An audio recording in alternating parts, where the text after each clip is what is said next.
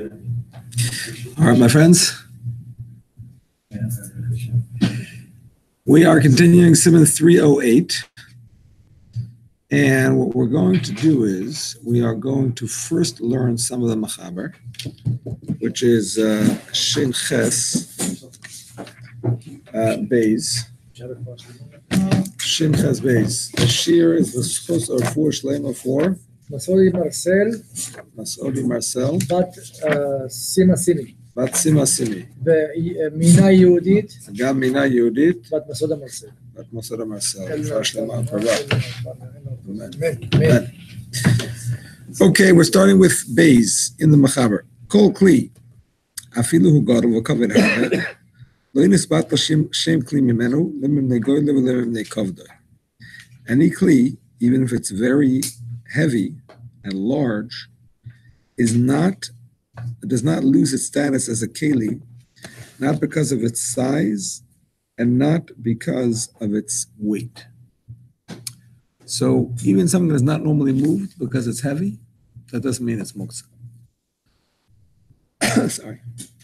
However, the Mishnah Berurah points out, if it's not moved specifically because you're afraid of breaking it, so it's not just that it's heavy, it's that it's heavy and that you're afraid that you might break it. If you do move it, then it is considered Muktzah and you're not allowed to move it.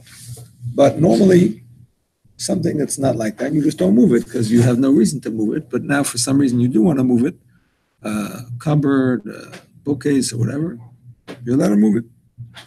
Let's say, Rabbi, I don't see it here, but that wall unit is a big one, huge wall unit. So if it touched to the wall, it's like no, attached to the wall, you can't unattach it. Usually, we support. No, yeah, anything that's attached, you can't move. You can't take it out. Consider to the touch to the. Anything that's attached, you cannot unattach. You can't reattach. For sure, it's considered no question about it. No question about it. That's a d'oraisa. That's a d'oraisa. That's not a muktzah. That's d'oraisa. That's building. That's building or destroying. But I heard someone say, and it like he said something about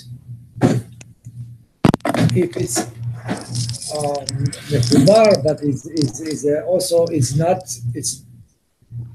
I don't know where he got that, but it's like a mechubar, but it's like something like a term. I don't know either. We had in the Daf Yomi about things that are connected to the ground if you could use them for shechita.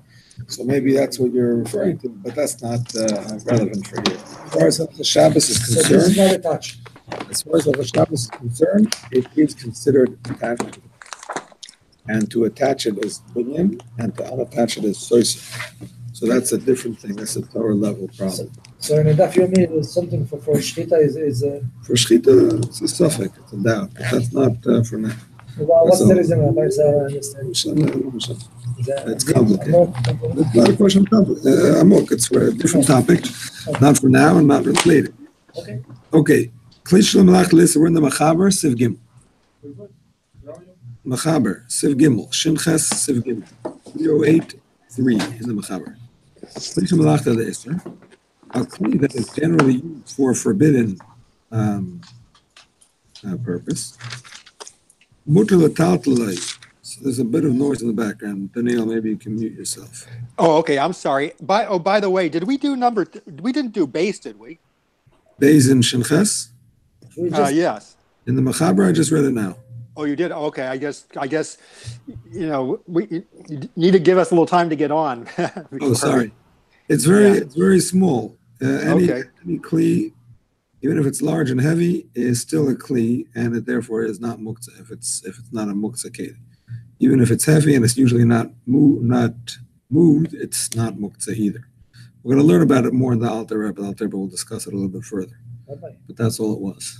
It's meaning patish, it's meaning something other stuff. Yeah. So we can break exactly. We're going to learn. We're going to see examples. You're allowed to move it. Now, if it was used in a forbidden way in Bein Hashmashas, it's not that you did something forbidden, but it was used for something that is forbidden, for something that is Muktzah. For example, a candle stick, which was holding a candle in Bein Hashmashas. So then it becomes a basis l'davar aster, it becomes a support for something forbidden. And we are going to discuss it more further, but it is a high-level Muktzah. So that's something else. But here, it's not, we're talking about a regular kli shemalachta le'isr, a regular kli that is usually used in a forbidden way. You're allowed to move it, bein l'sach gufay, whether for its own use. For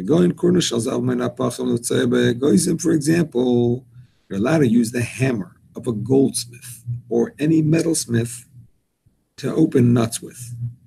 You're allowed to use a axe to chop open, or not open, to cut up a cake of pressed figs. So that's for one example. By the way, the Mishnah Berurah adds something interesting here, which Alter doesn't say, but he doesn't explicitly disagree with either. Mishnah Berurah says the whole thing about using a muktzah item, that is, for l'tzarech gufay, for its use, is only if you don't have a non-muktzah item. That means you want to use a scissors to open a package. I'm talking about a package that you're allowed to open, whatever, without getting into those details, something you're allowed to open. So you want to use a pair of scissors. So gufay, right? Why not? Why not? In the kitchen, we got a scissors. No, I'm not talking about kitchen shears. I'm talking about a regular pair of scissors. So I'm saying if you have a kitchen shears, for example, which are used to cut chicken, you should use those. Or if you have a knife that you could use, also. If you don't have those, or you don't have those handy, so then you use the scissors. That's what comes out from the Mishnah Berurah. You can use them as scissors on Shabbos? I'm sorry? You can't use them as scissors on Shabbos, though, can you? You can't use them to cut in a forbidden way. And that's why they're called a kli shemalachta le'isr. That means a keli whose normal use is a forbidden one. Yeah. But you're allowed to use a kli shemalachta le'isr, l'tzara gufay. That means you're allowed to use it for permissible use. Oh, like to poke a hole in something, or... Well, let's say you want to open a packet of napkins or plates or whatever. Yeah. And you're opening it in a permissible way. You're not making a keli. You're not cutting in a measured way, and so on. Just cutting that plastic wrapping around it. That's allowed. With the scissors. Yeah. So you could use scissors, but the Mishnah Berurah says that's only if you don't have something else handy that's not muktzah. That's wow. Wow. That's what we're learning. Once in a while, you get a wow moment in this year. Because usually you're not allowed to use a kli to, well, it's like a mechanical thing. I mean, it's like... That's exactly what we're learning now. Yeah. Even though it's a forbidden use keli, you're allowed to use it for permissible use. What does it say that only when you don't have... The Mishnah Berurah says it. Alter Rebbe doesn't say it. Chaber doesn't say it. The Mishnah Berurah. You have the Mishnah Berurah there? Oh, good. So it's in 12. Look at number 12. Yeah. Number 12. It's talking about a case when you don't have a permissible kli for this use. If not, then you shouldn't use this one. That's what it is. Okay. Whether it's to move it for its place. For example, to use the place that the keli is put down.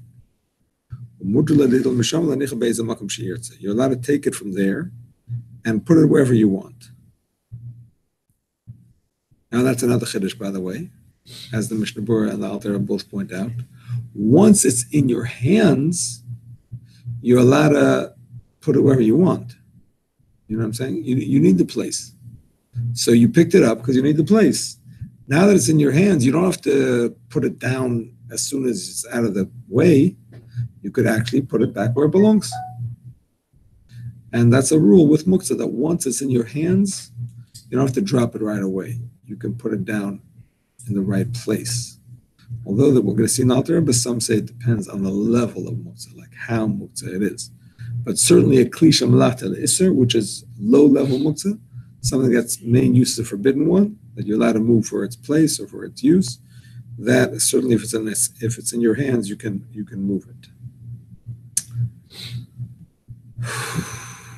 I just remembered of an interesting shayla that happened to me on Friday night, but I don't want to disturb this if. So we're going to finish this if, then I'm going to share an interesting situation on Friday night. Okay, so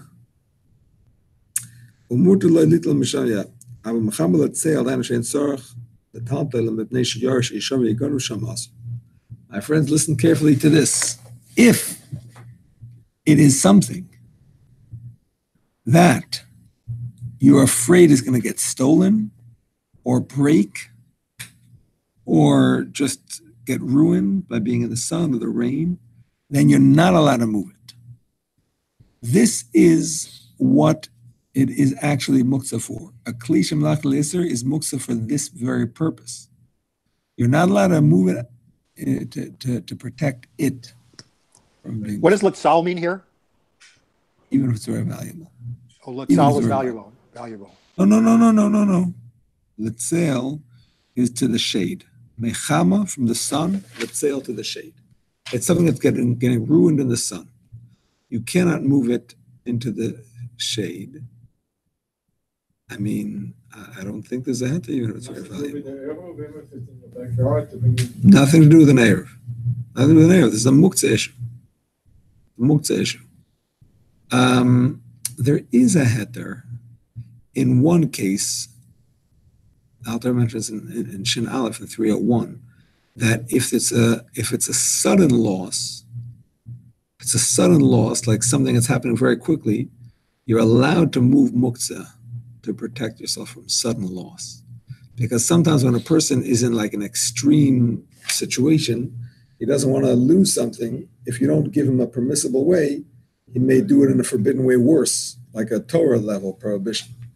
But so that's an exception. Like let's say there's a flood coming, or there are Ganovim actually coming now. You know what I'm saying? People that are coming now to steal from you. So it's like pressure situation. So there is a heter to move muktzah or do other rabbinic level things to protect from financial loss, because we're afraid if we don't give him a way out, he may end up doing it worse.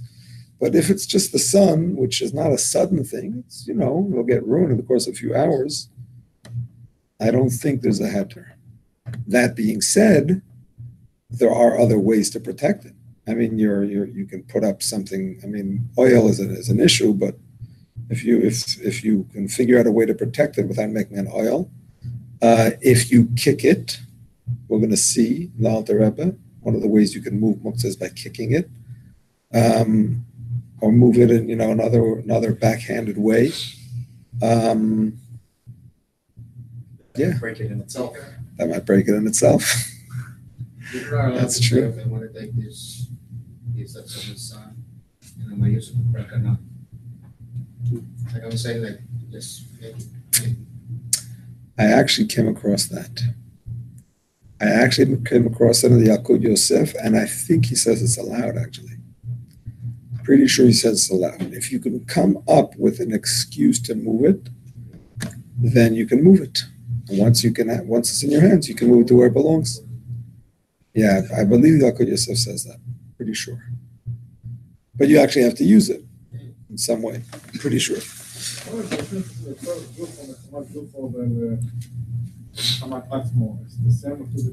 Two different things. Gufoy means to use it for something.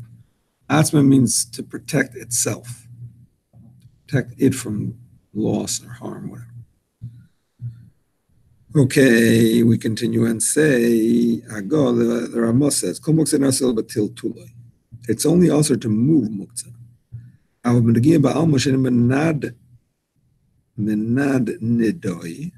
Sorry, if you're just going to touch it, you're not going to move it, it's permissible.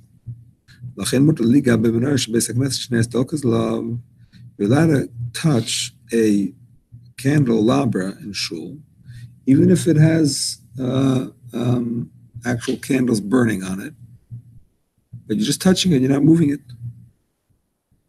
I'm gonna get, yeah. You can touch a stove. You're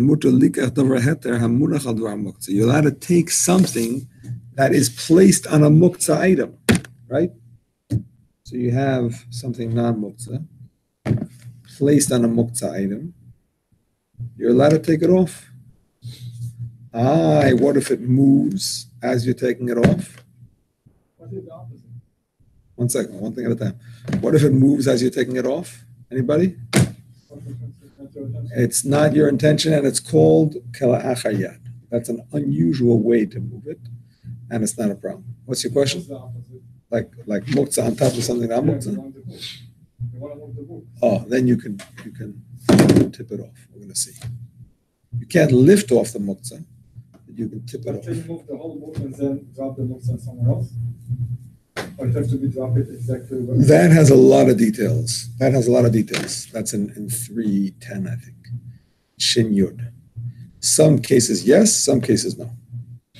That's a lot of details about that. A formal book. I don't want to read the formal book, so I'm picking up the whole book. I'm dropping it somewhere more sneered, and it's not going to be on the way later on. And then I'm using the book. It is complicated, and I don't want to say it because I might not get it right. So I'll leave it. Okay.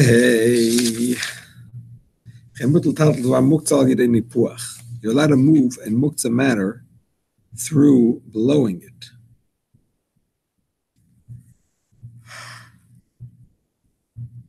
Sorry. Blowing is not considered a normal way of moving. That's the same as moving something kala'achayat with the back of one's hand, which is allowed.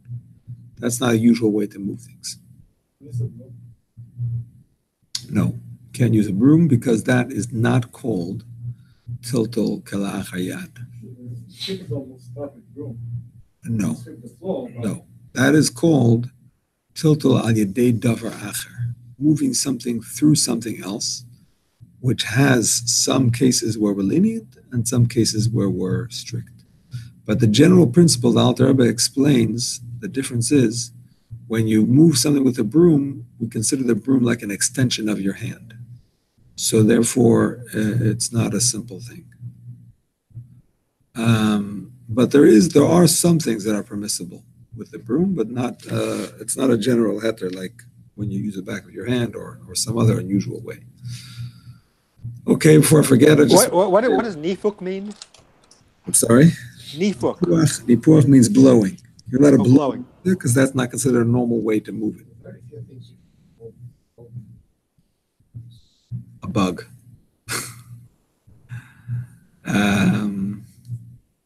Yeah, I mean a feather. A feather is not muktzah because if it belongs in a pillow, but a feather that has a sharp point is muktzah because it has no use. Yeah, whatever it is. So this is totally not on the muktzah topic, but just back to Amir Lanachri's situation. So we have this Shabbos oven that you program it before and it's set on a certain temperature and that's it. But it has a certain thing. I don't know why it has that thing, but there's like a lever that you close that you use to lock the oven when you do it. Self-clean, exactly. So if you move that lever, it like cancels the Shabbos mode. It does? I mean, in our oven. I don't know in other ovens. Anyway, so my 3-year-old was, mucking around a little bit, and lo and behold, he pulled it. Our guests were on the way, and there was nothing to do. It was off. So, what to do? I asked the class, what to do? Shabbos? Yeah, it was Shabbos already. It was already Shabbos, no question about it. It was in the oven. The food was hot. It still was hot. Yeah, at that time it was hot. Eventually it wasn't hot anymore. Full cook? Yeah, I think so. I don't think so. Full cook. If that's my wife, but I think so.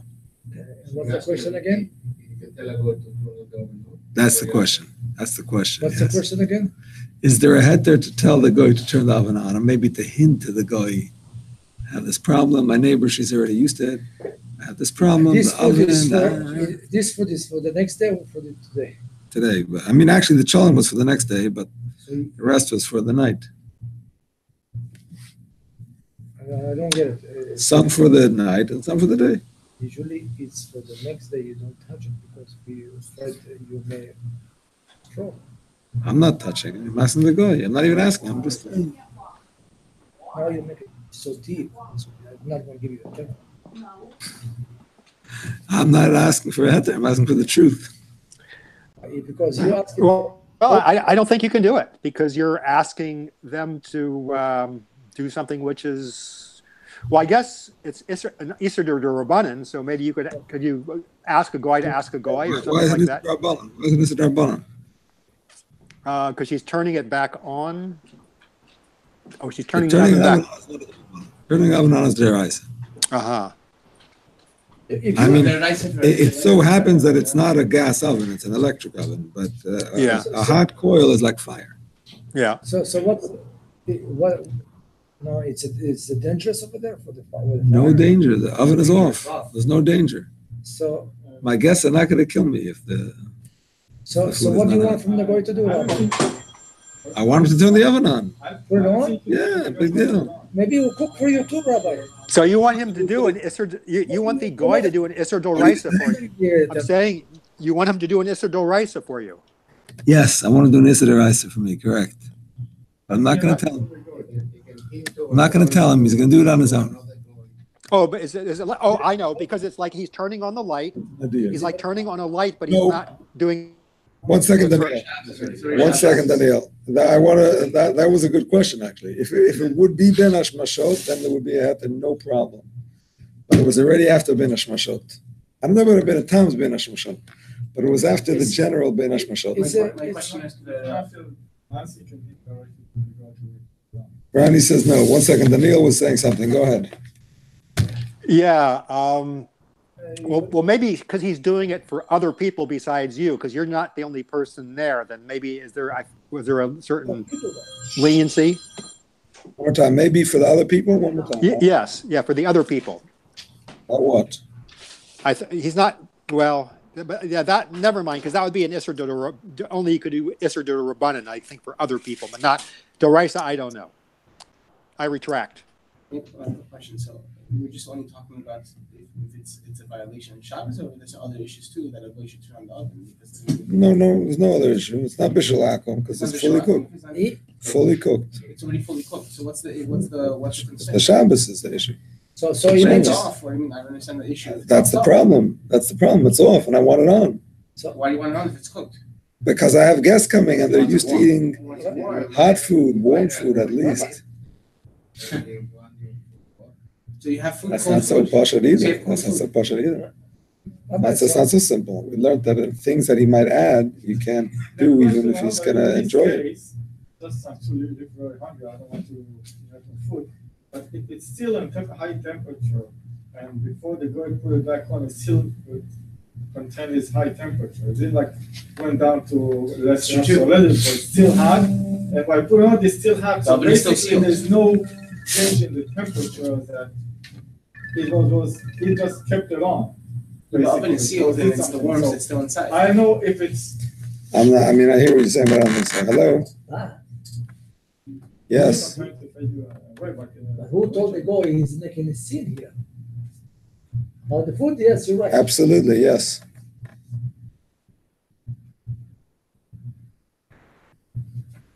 Okay. Very good. He should send me a copy of the recording, please. Thank you. Thank you. Okay, bye. Rabbi, there's two issues. One is to tell the guy for sure is not. Okay, it's no. But the food, like he mentioned also, if we do it on the shogeg, so the other person, the guest, may be able to enjoy the food, but not for you. But unless if you make this people tell that the goy, they make the scene by telling the goy.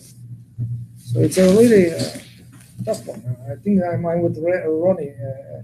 Ronnie, I'm not going to give a 10 for that. It's a tough one. Over there you have a narrow, I guess. The roof, This looks like you have a narrow. it's not a. You have an area, yeah. I guess they could show it to the neighbors.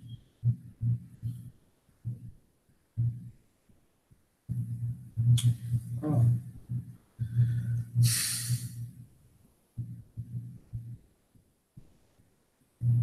Can you put it on a plata? Like, I mean, if you go down to your neighbors? No, but it's a possibility because it's not liquid. Actually, what you're saying is not completely incorrect. What? If it was still hot, if I had hinted to him, I would be allowed to eat it. If it was still hot. If it was still hot, if I had hinted to him, I would be allowed to eat it. Here's the thing. I'm not allowed to hint to him because he's doing it for me, and it's something that I benefit from with my body. And in such a case, there's a decree that I might ask him. So therefore, it's also even if I don't ask him. But Alter Rebbe says, in such a case, if he did it, On his own? Without hinting? no, even with hinting, but I didn't. I don't know if I asked him. I don't know if it would be different. But certainly, if he did it on his own, even with hinting, it wouldn't be forbidden b'diavad, because there is no clear benefit. If it's already hot, he's just keeping it hot. He's not making it hot. As long as it was hot. Hot and fully cooked. So if I had asked b'diavad, it would be mutter. But I don't. I at least couldn't think of a heter to do it in the first place, or a hint. So I didn't. You left it. Sorry. You left it. I just left it, and we started Shalom Aleichem pretty soon after the guests came, and we hurried things along, and Let me ask you, let's say in case it was allowed to pull back. But your cholent was lost. my cholent was gone. It wasn't raw, it was cooked, it was just cold, so we put it in the fridge for The neighbor. Huh. I could have, yeah, but I could have done. It was just a schlep, whatever. I don't have any next door neighbors. I'd have to go a few blocks away. But I could have. Anyway, yeah. You was allowed, let's say, to put it back on by the go. Before you put it on, you have to take your food out, and then let it put it on, then you put the food back in. Why? Why? Because it's like heating it up. It's like, So what? It's fully cooked. Fully cooked. If it had been ben hashmashas, for example, so in that case, I would have been allowed. You can leave it in. No reason why not. Ben hashmashas, you can ask him to do the rice. I'm not talking about ben hashmashas. If it's not ben hashmashas, I can't ask him. So what's the difference in that? No, the hot enough is only to be matter. Before you put it on. No, the case of the fact that it's hot is enough to make it mutter b'diavad. It's not enough to make it mutter l'chatchila. So b'diavad, it's meaning like tala b'shinui. No, if he did it already, not b'shinui. In muasakwa. Why is he going to do that to you? Because I hinted it. B'shinui, you're a master. B'shinui. Amarti lo. Not directly, right? Amarti lo beremes. Im amarti. Okay. Okay. All right, my friend. Sorry for that diversion. No, not finished. So we have a heter for that. We have a I don't have a heter for that now. No. Okay, my friends. Let's continue.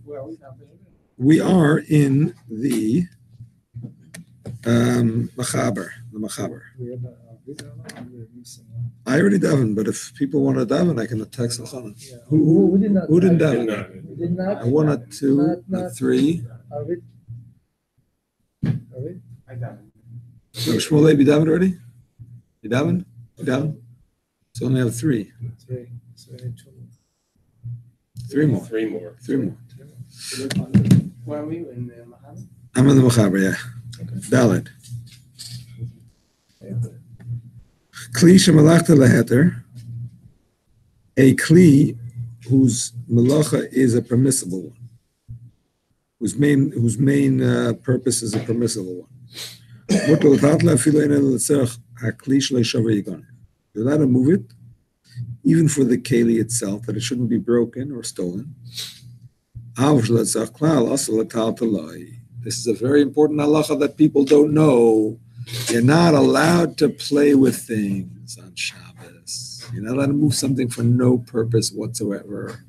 Twirling cups and fidgeting with a fork and a knife. Exactly. You're not allowed to. Sorry? Everything. Besides food, Alter was going to say, besides food and sfarim. It's not nice to fidget with sfarim, but those are things that were never included in Muktzah at all. The other things were included somewhat in Muktzah. And therefore, even though you can move them for their use, for sure, for their place, for sure, and even to protect them from harm, if it's a kli shemalach leheter, permissible use item like a knife, a fork, chair, table, whatever, but you can't move it for no reason at all. And the Alter was going to explain why. Kisvei HaKodesh, here it is right here. Kisvei HaKodesh u'oichlin. When it comes to food and holy books, you can move even for no reason whatsoever. You should only move tefillin for a purpose, because they are not considered kisvei HaKodesh, because you don't actually read them. Rather, they are considered a kli shemalachta le'isur, because you put them on only during the week, not on Shabbos, because it's forbidden to wear them on Shabbos. A shofar is a kli shemalachta le'isur, because you're not allowed to use a shofar on Shabbos, because you are making music. You're not allowed to make music on Shabbos. You cannot move it unless you need it for some use or its place. Fork and knife so that you can't just play around with it. Correct. It's also a kli plus or No, a fork and a knife is a kli shemalach leheter, because you use it for eating. Eating is permissible action. So you could move the fork and knife if you want to save it from being ruined, if it's going to be stolen or whatever. So that means it's not muktzah, but you still can't just play with it. right. Can't play with it until the food coming. Before you want to play with it. That's the purpose to it. You can set the table. Serve the food. If you play with it to signal to your waiter that you're ready, then there's a purpose. But stam, no purpose. I'm in trouble. Now you know. Yeah, but what if that's just some form of anxiety or something like that? It's therapeutic. Fidget spinner. And there's a question. Fidget spinner. It's made for that. I think that's where a lot of that fidgeting comes from. It's just that They disappeared like they were. You saw them everywhere for a like few months. fortune, and they were like a fortune. Now they're gone. I did see somewhere, although not this time around yet. But last time we learned this, I did see somewhere, I saw one of the achronim that suggests that if you're fidgeting to relieve your anxiety, then it's mutter. But that's I think what most fidgeting is attributed to. People are nervous, people can't keep still. I mean, nail biting.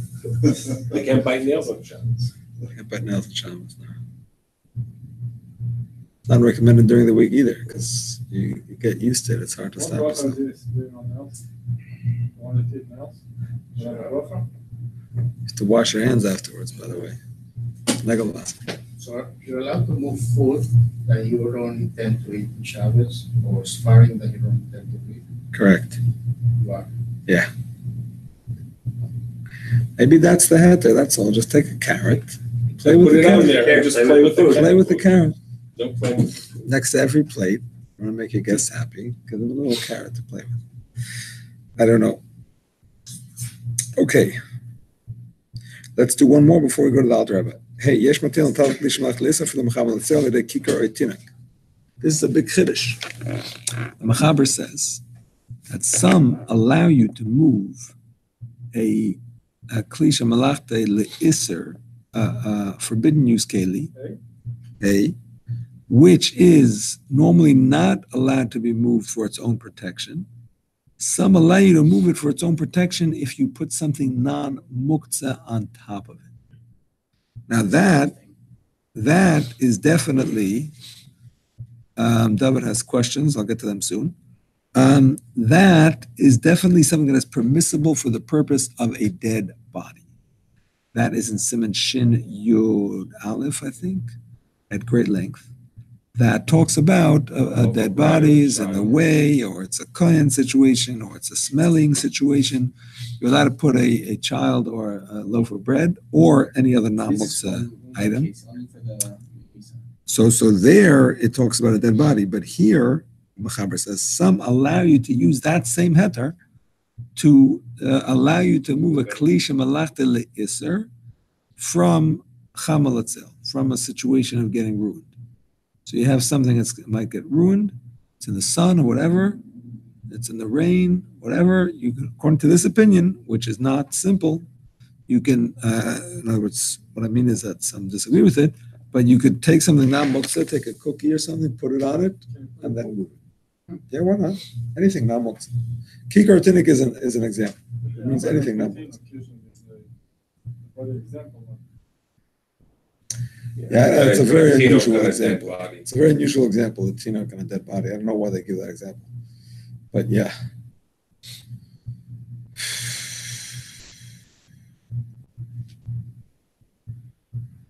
I'm going to save your questions over for the end of the class because it's a very different topic and I don't want to change the topic right now.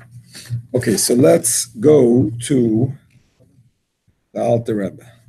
Yes. We finished Dalet, Yeah, I was just looking at the Mishnah Berurah. So it seems like there is other Rishonim who don't really like this. So we really it doesn't seem like we should. Sounds like we should avoid doing this. Well, Alter Rebbe is going to bring that down. So I didn't mention the Berurah because Alter Rebbe is going to bring it down and he's going to give his ruling on it. So okay.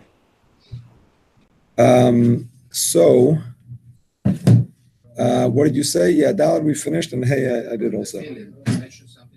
Tefillin is considered a kli shemalachta le'iser, even though it has holy scrolls in them, and holy scrolls are generally not muktzah at all. But because tefillin are not made for reading, you don't read the scrolls in them, so doesn't have that category of not being muktzah, but rather it is considered muktzah in terms of it being a kli shemalachta le'iser. Because you're not allowed to put on tefillin on Shabbos. So therefore, you cannot move it to protect it from being stolen. No. However, the Alter Rebbe says that's only if the ganavim are Jewish ganavim. Because if they're goyish ganavim, you can move it to protect it because you don't want them to be disgraced. But if you're in Tel Aviv, or any other Jewish city in Eretz Yisrael, then, there's probably Arab Ganavim too. But if it's mostly Jewish Ganavim, then you can't move it for protection. Whether you can move it, yeah. If it's going to get ruined, you can move. You can't put something on top of it that should no purpose to it whatsoever. Safer. Safer? What do you mean? Whatever the Mechaber said in Dalet, on hay. Yeah. Can you remove it? Oh, yeah, you can do that for sure. That for sure. But the point is, if it's going to actually get ruined, you can move it even without that. Because it's a disgrace to the tefillin. Apparently, one of the Zionist leaders, was it Ben Gurion or somebody said, we'll know that we're a Jewish country when even the Ganavim are Jewish. It was some comment like that. Anyway, whatever. What? Moving as a shimui as well, right? Yes. I mean, you can't kick it, obviously. No. But if you have a safe way to move with the shinu, that works also. Okay. Shinu means to move it in an unusual way, like with your elbows or back of your hand. I mean, normally kicking something perhaps also works, but obviously not for tefillin. Like a shulchan, you can move the whole shulchan. So that's complicated.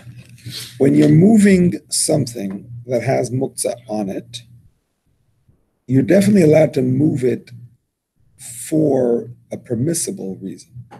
Meaning, say if the table's in the way and it happens to have tefillin on it, you can move it. But if your main purpose is moving it, and moving it is for the forbidden item, then it's not simple. Because you're basically moving it through moving something else. That's not the. Yeah. So if it's a situation where the tefillin might get stolen, it would seem that it's a problem to move the table with it. Or the same thing applies to any muktzah, that if you're moving it for the muktzah, you can't move it together with something else. If you're moving it for that thing or for the place, then it's allowed, as we're going to see, but not for the muktzah itself. Okay, so Yud Aleph, I think Yud Aleph in the Alter Rebbe, number 11. Kol davar sheyesh alav teres kli, anything that is categorized as a keli. So my English here says kli is a general term with various meanings. I don't think we did yud. I have Okay. it in my. We didn't do yud. There's a machlokes here if we did yud or not. We did. No, I haven't marked that we didn't. But Just in case, let's do it again. There's another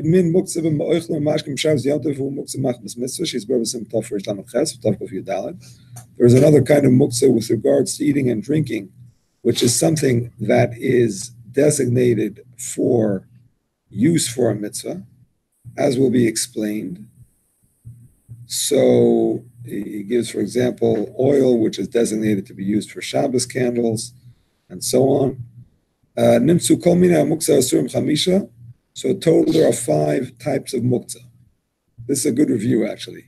Muktzah machmas son kis. Muktzah because it's expensive. Number 1. Muktzah machmas gufay, something that is innately muktzah. It's muktzah because of its very being. How does he translate it in English? Muktzah by virtue of its very substance. Fancy English. By virtue of its very substance, meaning to say something that has no keli. It's not categorized as a keli. Stones, earth, pieces of wood, stuff like that. Raw food, that matter. That's all muktzah machmas gufay. Muktzah machmas iser hano oyachila. Then there is food that is muktzah because it's forbidden to eat it or to benefit from it. So it has no use, even though it is food and it's edible. But because you're forbidden to eat it or to benefit from it, depending on the situation, so it has no use on Shabbos. That's also muktzah. So like if the people falls on Shabbos. Ooh. That's an interesting question. Especially if there are no kids, huh? Kids, you know, things. That's an interesting question. Yeah, I don't think it's muktzah because it's edible for the kids. Just like animal food is not muktzah, so kids' food is also not muktzah. On the other hand, you're not really supposed to touch it because you might forget and eat it. So as much as possible, you shouldn't touch food. If you need to for the kids, obviously you should. But if you can get them to get it themselves, if they're old enough, it's better. But I don't think that's a muktzah reason. I think that's more of a reason because you might forget. Muktzah machmas mitzvah. Muktzah machmas mitzvah, we said something that's been designated for a mitzvah, like oil for the menorah and similar things, sukkah, so on. Muktzah machmas she'eh also been expressed as Rabbi Siman Shimon. And then there's another muktzah that we're going to discuss in 310, which is something that you were doicha biyadayim, that you actively rejected when Shabbos came in. Meaning to say, let's say you decided to take fresh fruit and dry them on the roof. So even though as fresh fruit they're edible, as dry fruit they're edible, but when they're on the roof in the middle of going from fresh to dry, they're not really edible. And you are the one who actively pushed them away. You said, I'm not having these. I want them to dry. So you basically made them, you actively set them aside from being used, right? That's an example. So that is muktzah. That is muktzah. Let's say the husband said, like, put the food to dry. Now the wife said, why you took all the food? I need some food. they have extra guests and some food. On Shabbos, she said that? Yeah. Too late. What Too was that? late. I'm sorry? She said it before Shabbos, she could change it. But once it's up there, and he designated it for drying. But maybe it's Muktzah for him, but why is it going to be Muktzah for others that can use want to use it? Well, in the Jewish, a traditional Jewish home, the husband decides. And it's going to be the Don't tell my opposite. wife I said It's that. going to be the opposite. But The anyway. wife put it and the husband need it. Let's see, it goes the opposite. The wife put it on the roof. I mean, I don't think it makes a difference which one put it, because usually both agree to the other one's thing. I mean, the husband's going to argue with this one. You want dried fruit. You know what I'm saying? I don't think it makes a difference. If somebody else would come from the street and decide to take your fruit, that's nothing. But in the case of husband and wife, I don't think it makes a difference. Okay. Yud Aleph. Kol davar sheyesh lo teres kli, anything that is categorized as a keli, afilu golo kaved harbe, even if it's large and very heavy, it does not lose the status as a keli, not because of its height or its weight. The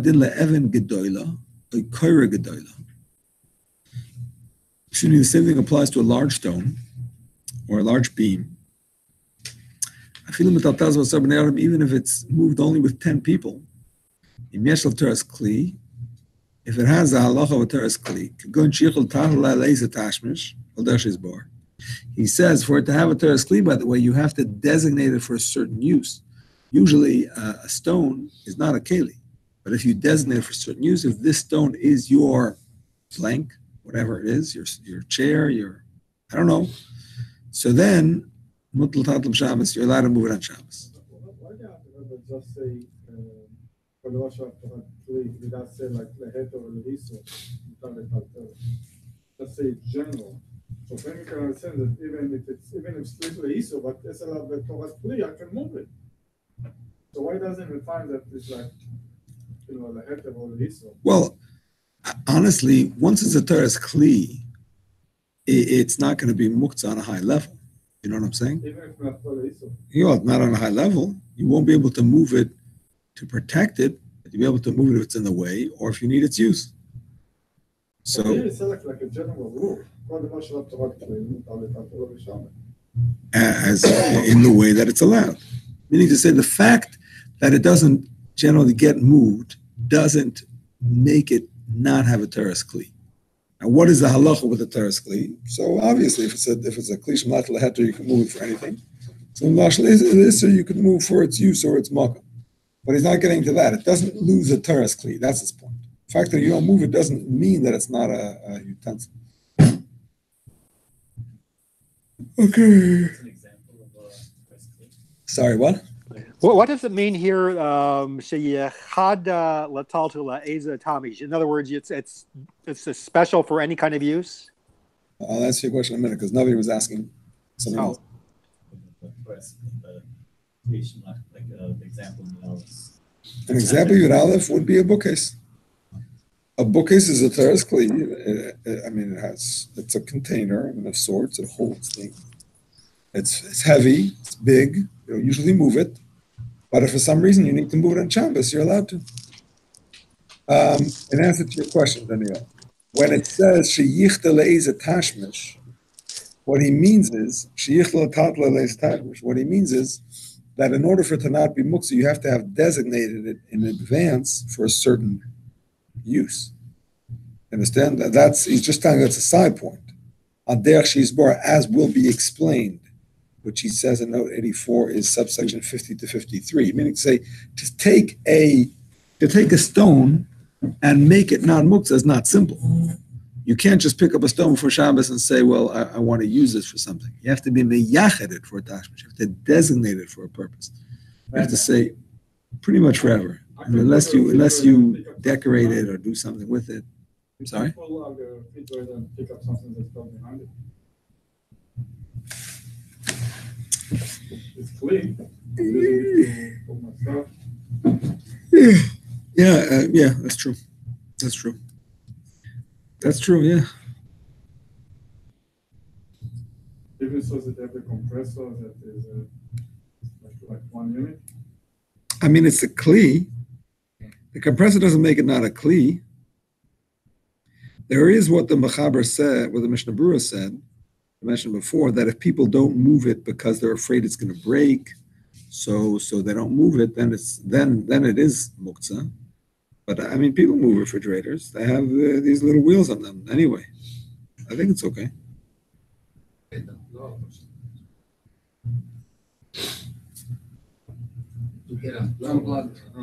Oh, you have to make sure. Yeah, you have to make sure.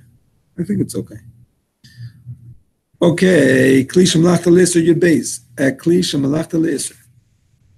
Mutal Tatla Ben L'Sel Gufa. You're allowed to move it for its use. For example, a axe, a hatchet, he calls it, to cut up dried figs. A hammer to crack open nuts.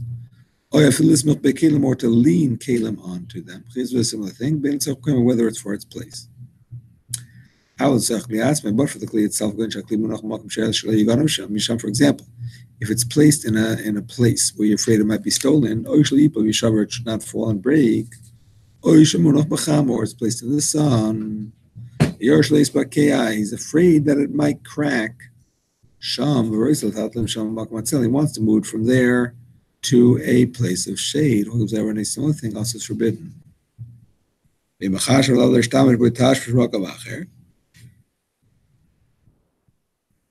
Sorry, if he wants to use it somewhere else, or he wants to do something in this place, he's allowed to move from this place. Sorry, I thought it was Yaakov Yosef. Here it is in Alter Rebbe. Emmanuel, you here? You can move it to use it, or to use its place, even if your main intention is because it's going to get stolen. As long as you have some other permissible use for it, you can move it, even though secondarily you're also saving it from being stolen. Yud Gimel, when you move it for its place, you don't have to throw it down from your hands as soon as you moved it away. You can put it down wherever you want, to keep it there. Since they're in your hands, you're allowed to move it more than is necessary. This is another chiddush. Even if you forgot and picked up Muktzah Gomer, complete Muktzah. Muktzah Gomer means like something that has no teres kli, like a stone, like earth, or like an inedible food item, or for that matter, food that's forbidden. All of those are Muktzah Gomer. Once it's in your hands, you can move it to wherever you want, because it's already in your hands. So you stick your hands in your pocket on Shabbos. Better to do it before Shabbos, but you didn't. Stick it in, take it out. Got some dollars in there. What now? You have to just throw it down, or can you put it in the drawer, or wherever? So here you have it. This opinion says, we're going to see another opinion in a minute. This opinion says, the Alter Rebbe is quoting first, put it wherever you want. Once it's in your hands, you can put it wherever you want. You can walk with it if there's an air, like it's in your pocket. Yeah. Oh, in your pocket for sure. In your pocket, you don't need a heter. If it's in your hands, there's a machloikas. We're going to see another opinion in a minute. If you keep it in your pocket, there's no problem. Even if you're wearing the jacket, for example. Exactly. That's called tiltul maratzan. That's called moving it in a secondary way, indirectly. Alter Rebbe discusses that. Says you can keep it in there. That means you never took it out. Yeah. You touched it and you realized. Yeah, you felt it, whatever. Correct. But there's actually a difference in the type of pockets. The jacket pockets, the jacket does not become muktzah because of the pocket. Because the pocket is like a separate keli that is sewn into the jacket. shirt pocket, it's part of the shirt. So it could make the whole shirt muktzah, actually. We're going to see about it in 310, I think it is. V'yesh mi she'oiser b'muktzah gomer, v'roi lochash advar, at the end of Yud Gimel. Yesh mi she'oiser b'muktzah gomer. Some say that if it's a complete muktzah item, like a dollar bill, for example, that even if it's in your hands, you have to throw it down as soon as you realize. V'roi lochash advar, and it's proper to be strict for that opinion. Unless it's a situation of financial loss, as was explained in Reish Samach Vav. Reish Samach Vav is, by the way, where you're traveling on Friday afternoon and you realize Shabbos is coming in, what to do with your various objects that you have, and goyim, animals, whatever, different situations. But there we see also that something's in your hand, you're allowed to keep it in your hand. But that is a situation of loss. And the same thing applies in any other situation of loss. You can rely on the opinion that says you can keep it in your hands. So if it's $1, maybe not. But if it's $5, $10, whatever, and it's right in your hands, and if you just throw it down, you might end up losing it. So then you could keep it in your hands until you find a safe place to put it.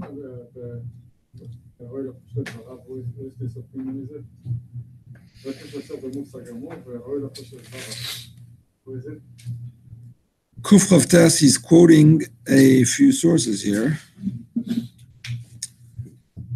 He's quoting the Smag Baker.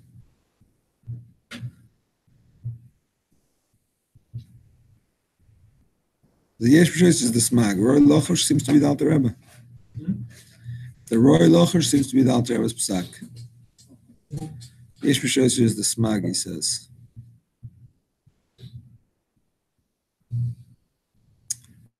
The Vilna Gaon is also strict, by the way. And it's not so much about Muktzah Gomer, it's about whether you picked it up in a permissible way or in a forbidden way. The Vilna Gaon holds that the whole heter is when you picked it up in a permissible way, like a Kli Shalach L'Isser, that you started moving because it was in the way. Now it's in your hands, you can put it back where it belongs. But by Muktzah Gomer that you forgot and picked up by mistake, he says, well, there you never had a heter to put it in your hands in the first place. So there, because you picked it up in a forbidden way, to drop it, exactly. So it's not so much about Muktzah Gomer or not. In other words, according to him, even a Kli Shalach L'Isser, if you've picked it up in a forbidden way, you picked it up to move it to protect it from being stolen, but you forgot that you're not allowed to. So then you have to put it down also. According to him, it's not about Muktzah Gomer or not. It's about forgetting and doing the wrong thing or having a heter in the first place. So you can drop it softly. Yeah, you can always drop it softly. Otherwise, it will Put it down. Put it down, yeah. Yeah. Muktzah Gomer is the same as No. Muktzah Gomer includes Muktzah Machmas Gufay, Muktzah Machmas Chsar and Kiss, and Muktzah Shehikzo Bein Hashmashos. Those are the three that I believe are all Muktzah Gomer. They cannot find a heter to move it. Exactly. Muktzah Gomer is anything that you're not allowed to move even for its place or its use. Absolute Muktzah. That's the Which one is that? Either if it's an expensive item and you don't use it for anything permissible ever because it's too expensive, or something that has no keli, it has no teres kli, it's not formed into a keli, or something that you decided ben hashmashos you're not using it, you rejected it from use. So that's another example. We'll learn more about it later, but those are all Muktzah Gomer. Can't move them even if they're in the way or whatever. Like all my tools, I'm going to make it like a muktzah. So before Shabbat. Like Your tools, the expensive ones that you would only use for what they're made for are Muktzah Gomer. But a hammer, you might use a hammer for something else. That's not Muktzah Gomer.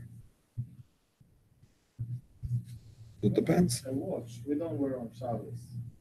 But you're allowed to wear it in the house to see what time is it. You're allowed to move it, it's Muktzah. We're not using it, we don't carry it on Shabbos. We don't use it on Shabbos. But in the house, you're allowed to. Like alarm clock, night, for day.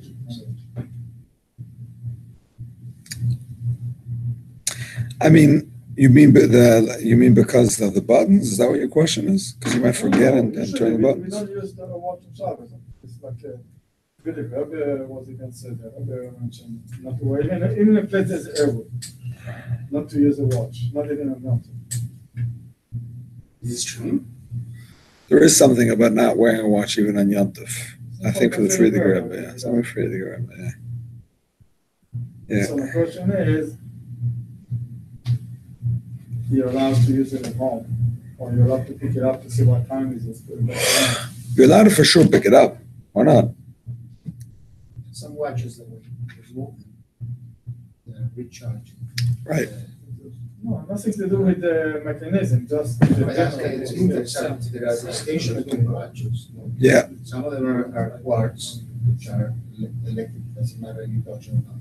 But some of them, if you leave them a week, you don't move them, they'll stop.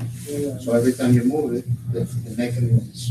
Yeah, but once it's already automatic, it should be no problem if you move it. It's only when it stops that you.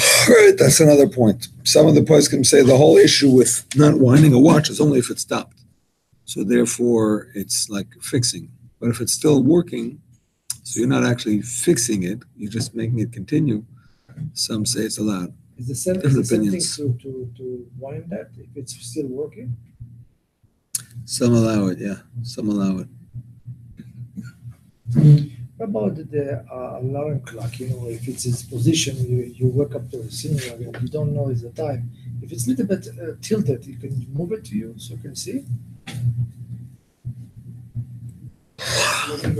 I mean, even if it's a kli shemlachta le'isr, nagid that it's a kli shemlachta le'isr, nagid. You're allowed to move a kli shemlachta le'isr, let's say gufay, for its use. You're moving it to see. Why not? Time is, I don't know. Yeah. I was all the time, do it, not do it.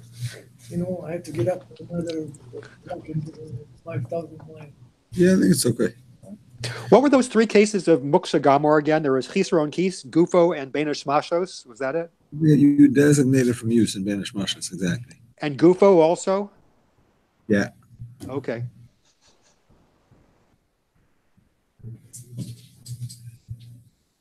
Here, number 14. Kol Muktzah eni asar ela b'tiltal. All Muktzah is only forbidden to move.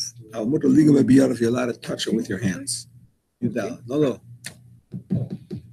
Shin chet Yudalid. Where's some ches?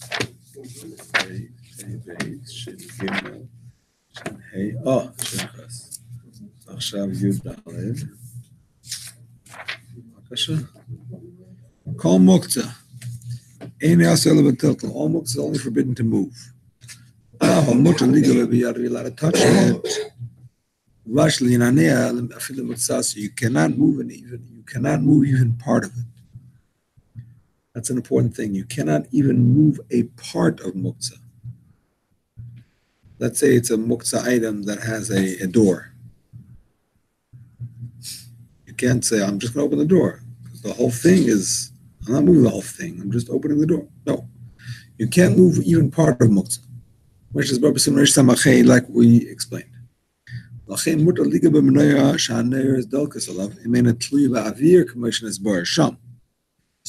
Teba adds one more point to the case the Mechaber brought. The Mechaber brought that you're allowed to touch a candelabra in shul, even if it has candles on it, because you're not moving, you're just touching it. Al Teba says that's only if it's not a hanging candelabra. Sometimes they have them hanging, right? If you touch those, they're so sensitive that it might actually move. So then you can't even touch it. If it's on the ground, you can move, you can touch without moving it like a shot. But if it's something sensitive that might move as soon as you touch, then you can't touch it. Another example of this, by the way, is an egg, right, or anything round. You touch it, it could roll. Egg is food. You can eat, people eat more eggs. What do they do? Let's say it's was born on Yontif. No, it's First not of all, more. Shabbos is also Muktzah. But I don't know if that's true that people eat raw eggs. Of course, Who eats raw eggs? I eat the word. Who else? Athletes eat them, I think. Not every number That's of the time, yellow, but the yellow part. Yeah, you do? No, I don't. You know people do. I do. You do?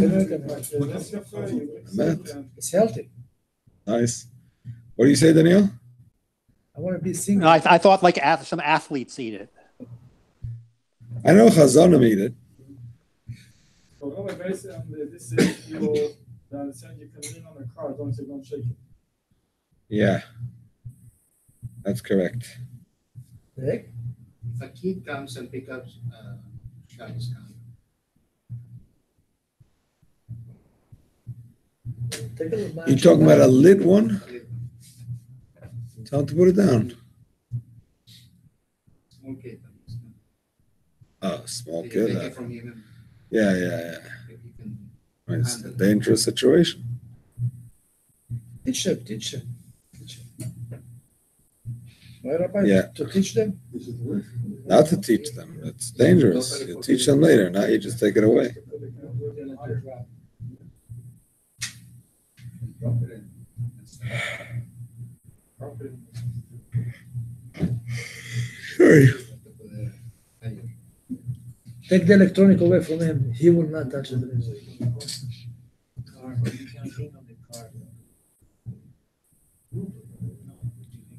You're moving it in a secondary way, an indirect way. Okay, we continue and we say, ya ba ba ba ba, ya ba ba ba ba bye bye. I'm not sure about an egg, by the way. I think we're going to discuss it. Because the most of people don't need it. Yeah. But in any case, I was just giving an example of something round that's easily moved. Could be muktzah. Let's see.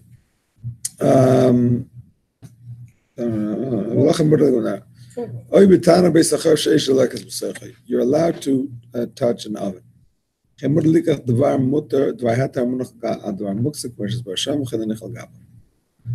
point out there that Mechaber didn't say. Mechaber said you can take something off something muktzah. Now that was adding. You can also put something on to something muktzah, because any movement is going to be secondary. You let us sit on it. Even if it moves underneath him. That's a secondary tiltal. That's not the main tiltal. It's like a backhanded way of tiltal. As long as you don't touch it with your hands. It should call Muktzah.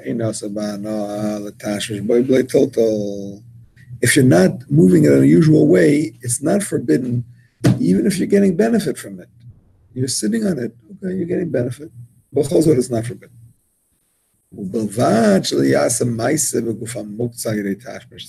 However, you cannot use the very body of the Muktzah through this usage. You can't use it up, is what I mean to say. In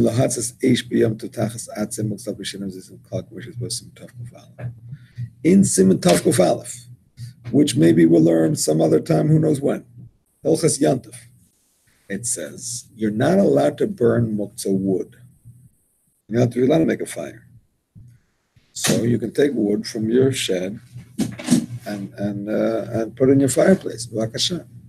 If the wood is Muktzah wood, let's say it fell off the tree on Shabbos, Yantif, and let's say it fell right into your fireplace, mamish, down the chimney, into your fireplace. You don't have to touch it. All you have to do is take a match and light it. There's no fire. No fire. I mean, you can't start the match. You'll take the match from the kitchen and take the fire from there and put it under here. On Yom Tov. Sounds good, no? I'm not touching the Muktzah. And you saw the piece of wood. I know it's that piece. Yeah, I saw it there. So I mean, I'm not even touching it. The fire is going to touch it. The fire is going to burn it up. Big deal. No, we're going to see there, maybe, or it says there, at least it says there that you cannot use up muktzah in a way that So, uses it up. so You understand? Because that's But if you have a another separate piece of wood over there, isser. it's you a, like the other piece. If it's a majority, Alter says if it fell straight in, it's a majority. but Then you can do it. So if- Majority of heter wood. if he's already fire in it and he fell down, it's okay. Yeah, then it's okay. Then it's okay. Then it's okay. Yes.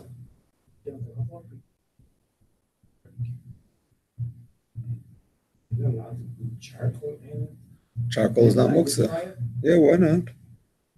You can't light it. You have to take a fire from somewhere else. Yeah. Why not? Okay, sure. That's how they cooked in the olden days. No problem. Barbecue is fun in Yom Tov. I mean, you can't put it out afterwards, but you can start it. No problem. Of muktzah, if you don't metalter it with your hand, let's say eggplant is muktzah, but you like to move it with the bag of the tomatoes, you're pushing it aside with the tomatoes to make room on the shelf. You're pushing the tomatoes that you could eat, but the eggplant is muktzah. Why eggplant? Because you cannot eat it raw. Who eat it raw eggplant? Like potatoes, like we said, right? Rabbi? Potatoes. Can you move it? If it's not edible, then it's muktzah. I don't eat raw eggplant, but I don't know. Can you move it in a bag together with other things? It's in your way in the refrigerator, Rabbi. It's complicated. It's complicated, but if it's in a bag, No, the eggplant is by himself and tomato by himself. But I'm pushing the tomato is pushing the eggplant to make more room on the shelf. So basically, I've never touched the eggplant.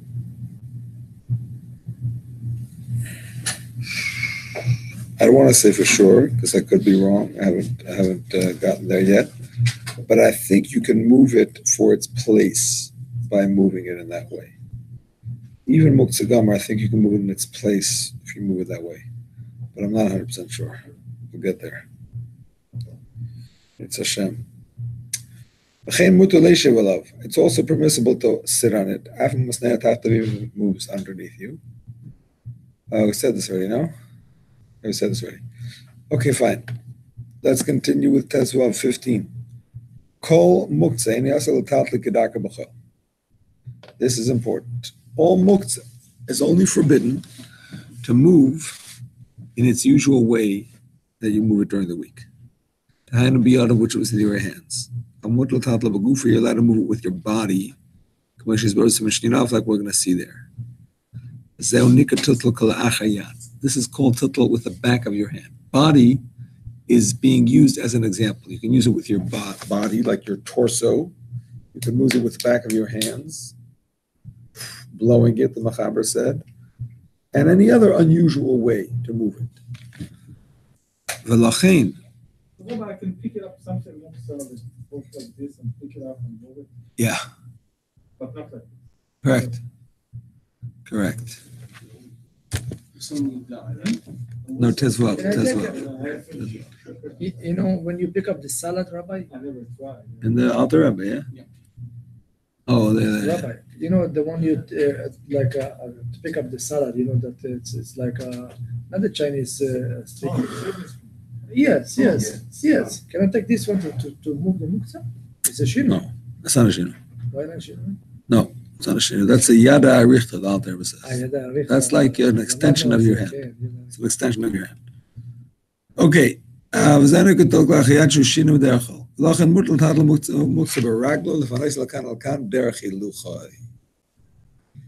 Rebbe's words are very precise here. Listen carefully. Therefore, you're allowed to move muktzah with your feet. To move it from one place to the other. Derech hiluchay, the Alter Rebbe adds two important words. As you are walking. He doesn't say you can move muktzah with your feet. as a blanket statement, because apparently sometimes you move things with your feet. Sometimes it's in the way, you give it a kick. Walking, kick it. If you're walking, as you're walking, you can kick it. That's called a shinoi. But just to kick it is not a shinoi. So if I have a muktzah in my pocket, put it in place in the ground and just not obviously. If it's in your pocket, you can keep it in your pocket until you get to where you need to get to. There's an Eruv, and shake it out. If you already shook it out without thinking, then you can kick it as you're walking. But you shouldn't just kick it. And drag it with your feet, like just like. I guess as you're walking. Like a dollar bill, like can you like. I guess, but only as you're walking. Drag your feet inside. I think so. You have to play soccer. Yeah. Something like that. Ve'ein tzorach loymar. No, I skipped. Sorry. So if let's say Amazon deliver a package and I know it's a Muktzah, complete Muktzah item, okay?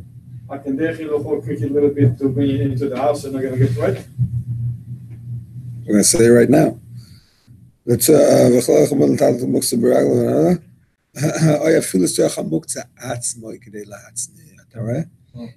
for the muktzah itself, in order to protect it, to be matzniya, to hide it away. Correct. But that's a chiddush, my friends. The Alter Rebbe says it, but it's a chiddush. He says elsewhere. No.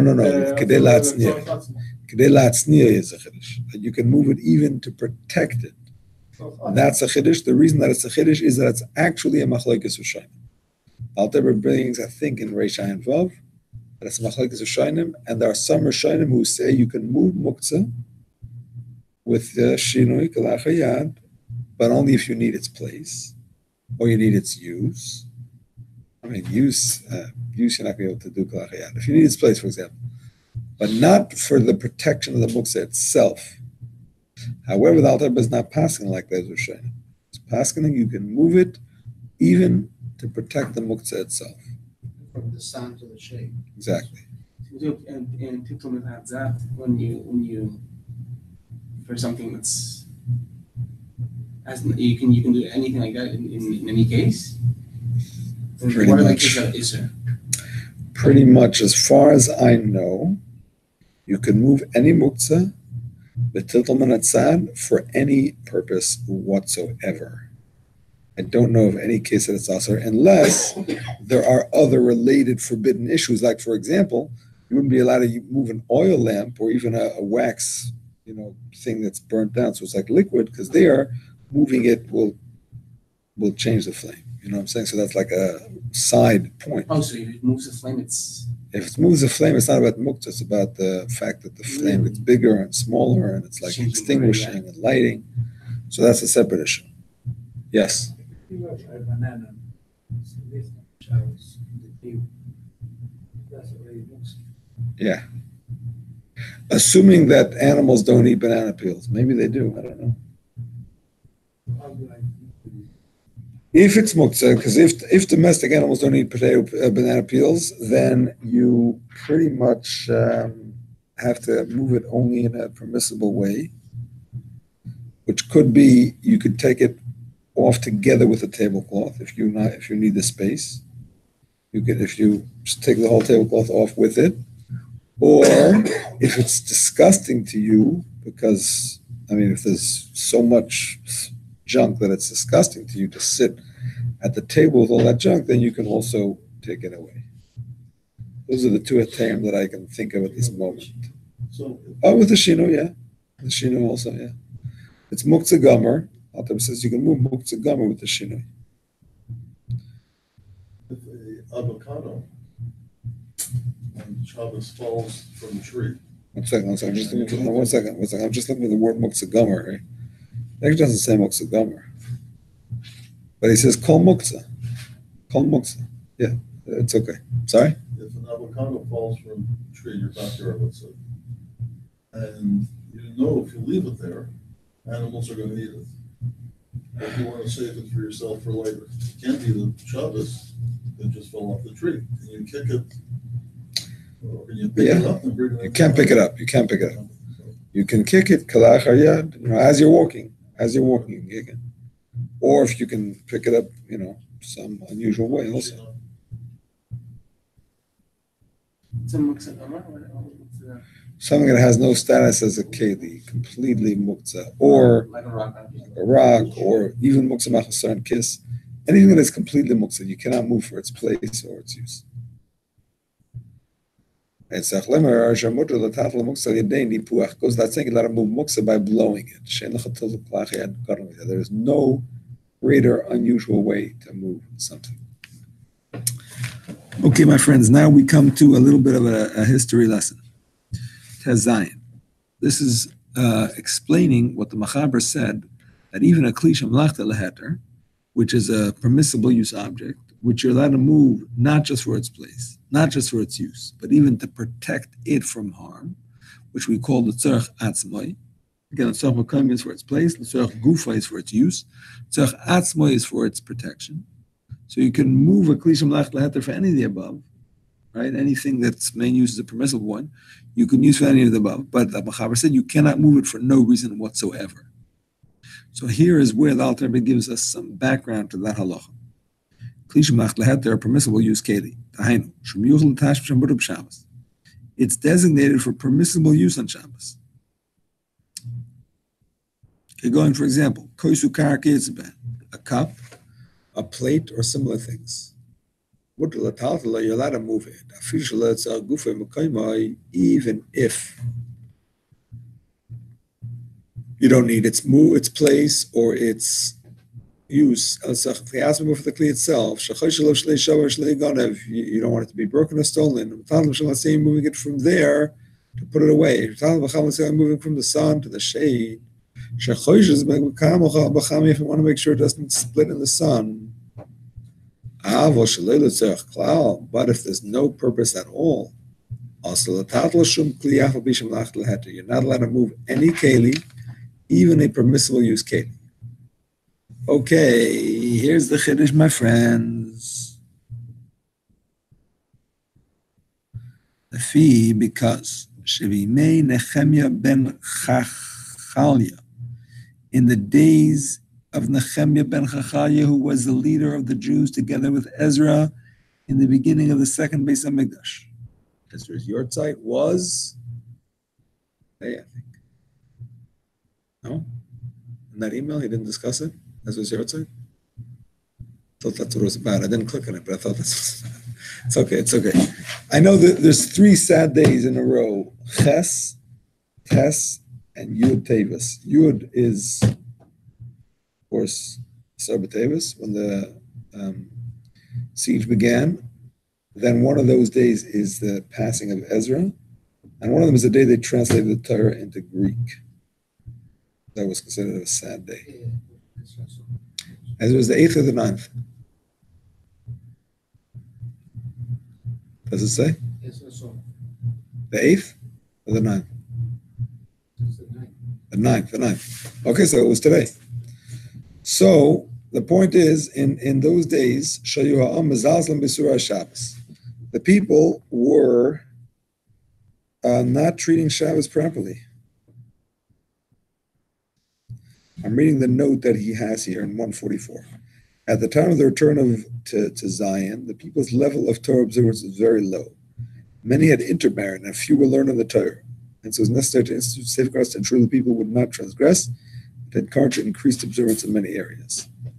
K'moshe Kosev, as it says, by Yomim Mahim, in those days, where Isi b'Yehuda Dorche Gitos b'Shabbos, I saw in Yehuda people who were treading grapes in wine presses on Shabbos. And they were bringing in stacks of grain. People say, look what's going to be with Yiddishkeit. So many people are not from, and this and that and the other. Don't worry. We lasted. I mean, we should worry. We should help people. We should inspire people. But we're still here after so many thousands of years, and it's not the first time we had trouble.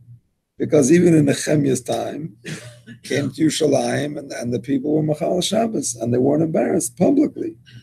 Nevertheless, he got them to do tshuva, and they came back.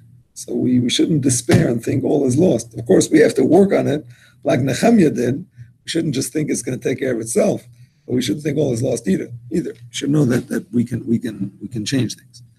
Anyway, Asu Chachamim Siag V'Geter. The Chachamim made, as a result of seeing this complete lack of regard for Hilchos Shabbos, they went to the opposite extreme. And they said, okay, we're going to forbid everything on Shabbos to make sure you listen. So specifically, L'Isser Haitzah, they made as a fence against forbidden carrying, they said, they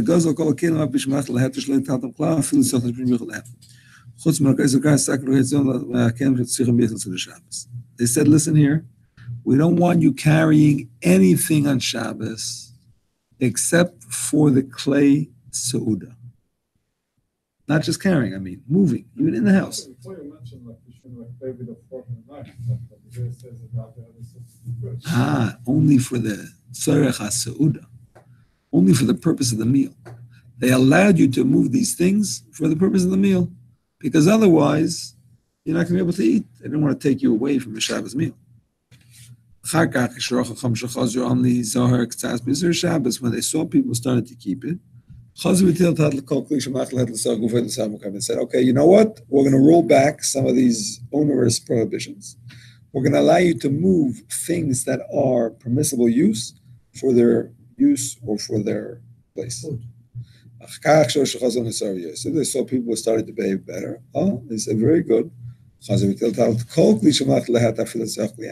said, you can even move a kli for itself, to protect it from harm. And he doesn't spell it out, but they also allowed movement of kli shemach le'isser, also tzach gufa mekar. But here's the punchline. But to move something for no purpose at all, that they never allowed. Why? I think because they had no reason to. If you need it, they said, okay, we're going to give you a heter. But if you don't actually need it, not because you need its place, not because it needs use, and not because you need to protect it from harm, just because you want to play, they say, well, why should we give you a heter? No reason for it. But nishar oimid be'isuri, and it remained forbidden. Based on the exist that they made in those days. Meaning to say, if you want to look at it from a different perspective, say it like this. Really, they would have said you can't move anything on Shabbos because you might carry. That was the original thing. But it's too much, so we're going to let you move it for this reason, for that reason, or the other reason. But when it comes to something that you have no reason for, they said, forget it, don't even move it. Because at the end of the day, you may carry. So therefore, they said, that's forbidden. Yeah. Women and their ring. Regarding women and their ring, is that what you For said? example, they take their wedding out, say because dying. Yep. Doesn't it consider Muktzah, like, isn't Muktzah in general? Like, The ring is not Muktzah. Why is it ring Muktzah? it's a rock. It's melacht. It's not a rock. It's a ring. Rock, okay, but it's a rock that's attached to the band. So what? It's jewelry. There's no. They want me just to have a thing.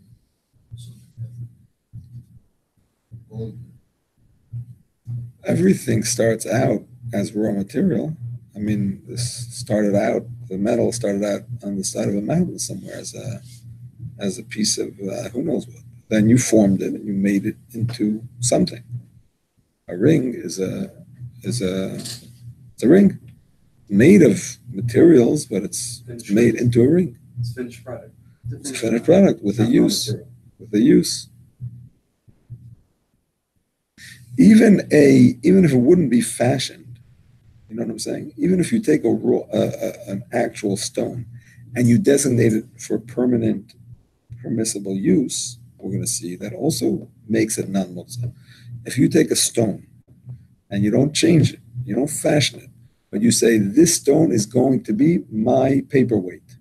I like it. It's going to be my paperweight. I'm keeping it forever as a paperweight. It's not Muktzah anymore. I'm going to see about that. Okay. You know about let's We mentioned it. Yeah, we mentioned that. Okay, Yud Zayin. Aval. Kol minei oichel u'mamashkim mutar b'Shabbos. All food and drink that is permissible on Shabbos. And all types of books that you're allowed to read from. What does it mean allowed to read from? Holy books. Because you're not allowed to read non-holy books on Shabbos. Besides the fact that it's bittul Torah, I mean, maybe it is, maybe it isn't, depending if there's some use in you reading them. But in 307, we discussed about the fact that you're not supposed to read secular stuff on Shabbos. Chum made a decree, may lead to reading business-related things, and so on. So if it's in language that you don't understand, it's going to be something. No. You cannot read it. Doesn't make a difference. What if I don't like tomatoes? Is it muktzah? I'm not going to eat it, but it's not muktzah. It is a tomato. They only made the decree in the days of Nehemiah on kelim and on food and on books. Sorry, on kelim and not on food and books. And therefore they remain as they were before the decree. You can move things on Shabbos even for no use whatsoever. You know what? I want to look up that thing about moving something for nerves. What? For if you're nervous and you want to calm down, your fidget spinner. I want to just look it up in the Dirshu. Let me just see what he says.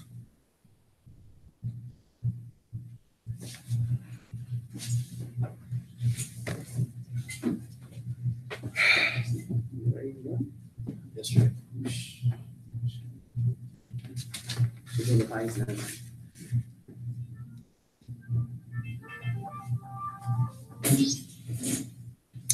Okay, I see he doesn't discuss it, so I'm not going to get more into it now. Okay. Anything that's not fit on Shabbos, so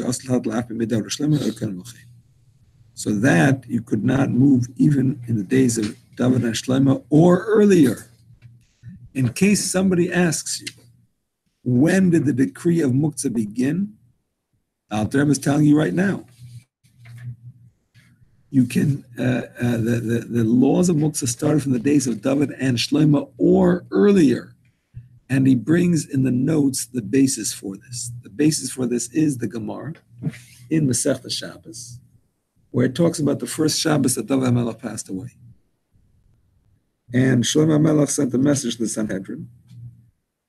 He became king on Shabbos. Well, passed away, became the king.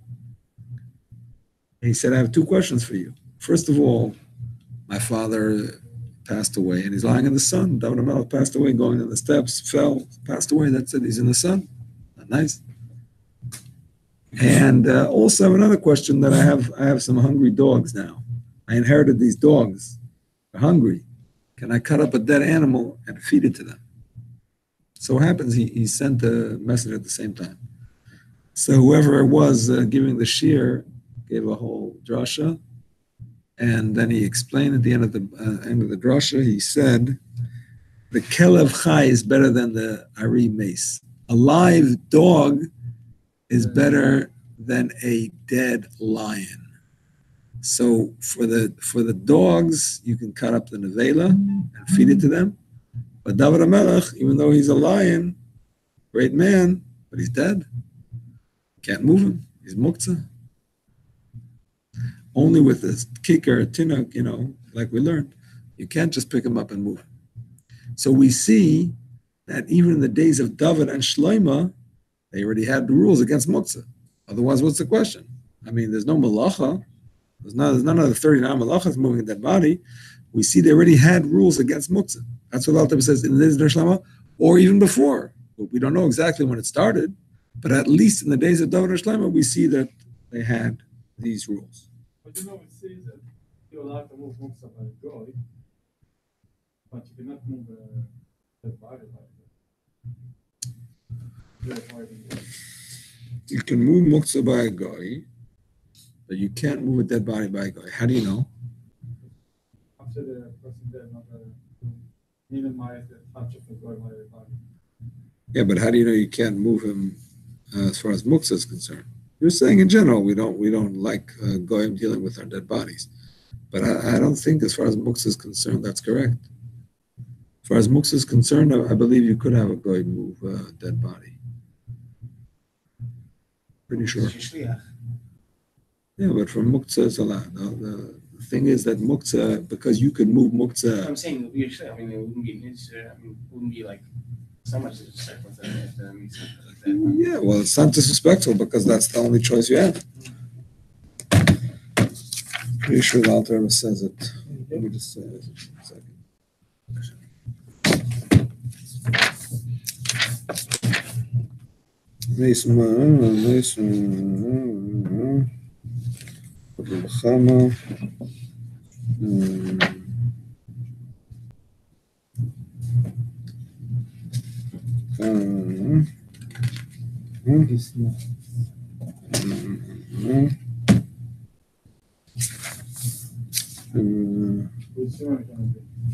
Shin Yud Aleph.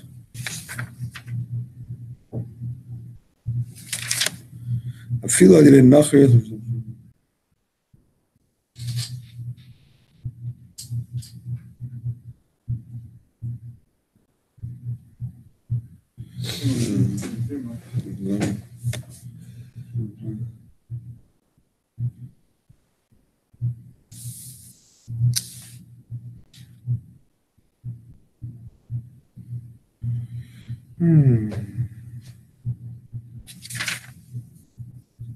Yeah, he doesn't really get into it. I think maybe it's in Hilchos Yantif.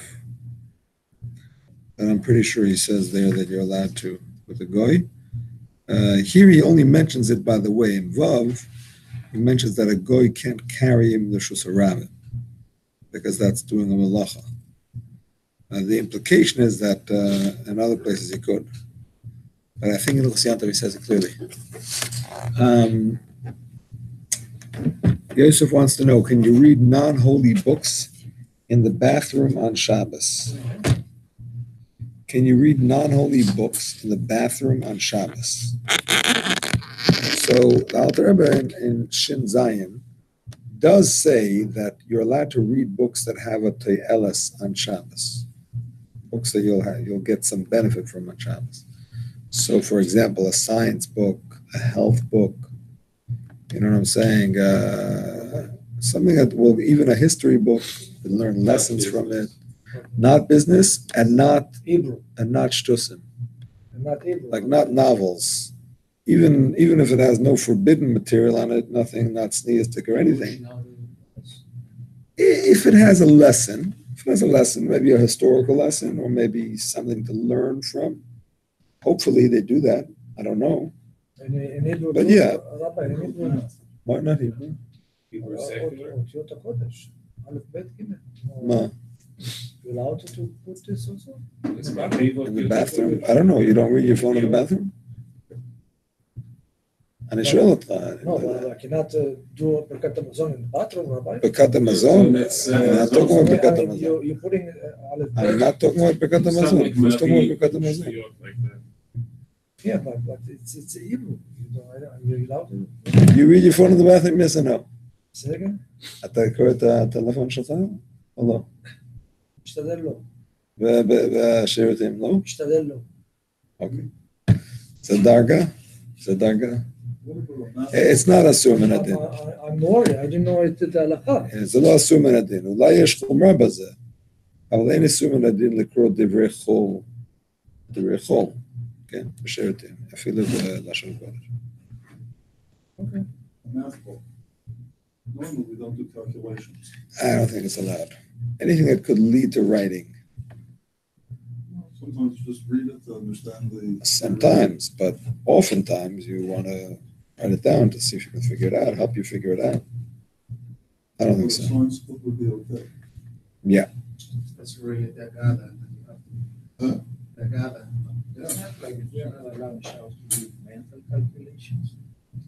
Mental calculations, it depends. Alter Rebbe says, if it's something that is important to you, you cannot do it because you might write it down.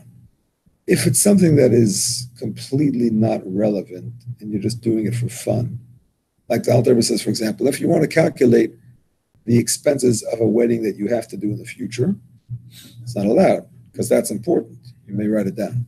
If it's something that happened in the past, you just want to know for curiosity's sake, then you can do it because you're not going to write it down because it's not really important. Or a calendar. The books that you can read in the bathroom are not muktzah. That's correct. Sorry? Calendar. I think so. I mean, I don't see why not. Yeah, you think about a schedule. In calendar, you can schedule something like. No, it's calendar's not only about a schedule. You want to see what date is this, what day of the week is that. It's probably I don't know. something future which. I mean, that's. Thinking is not forbidden. Talking is forbidden. Thinking is not recommended. I don't think it's forbidden.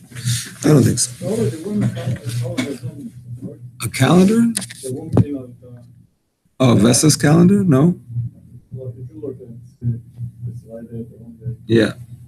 It's an interesting question, though. Can you do those calculations? That's an interesting question. Which calendar? Can you do those calculations for a woman's? It's already marked. That's why you look at the date. Yeah, no, it's not us to look at it. But I wonder if you can do those calculations, because maybe you might write it down. Which calendar? For a nida, yeah, for expected period. That's an interesting question. I don't know. Not sure about that. Okay, we continue and we say, I assume that Miriam Goldglance is really Joseph.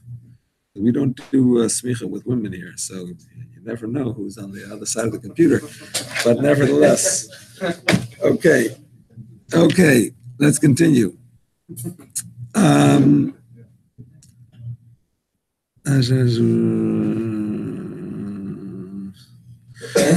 Okay, Mashenkin Kalim, not so Kalim. I feel I'm in Yud Zayin, about halfway down Yud Zayin. Mashenkin Kalim. Yes, okay, that's what I thought. Mashenkin Kalim, I feel the koises akaris asak and chiyetz event. Kulam, how you b'chalak zeir. שגז ממלם של הטאפטן כמצליח להשמיש, ולא יצליח וכן לא יצליח גופן, כשאין תשמיש שייך להן, שלא יציעו, היו מקלע שער כלם הם נשע, צריך שישפט תשמיש להשמיש שער כל הכלם, כן להתין, לא צריך תשמיש בלבד. Okay, this is answering your question, Ronnie. Why can't you use forks and move forks and knives just for fun, for no use, when they were not included in the first decree, because they always allowed you to eat on Shabbos, so they never made them Muktzah. So Alter explains they only didn't consider them Muktzah for the purpose of the meal, because they didn't want you to not be able to eat your meal.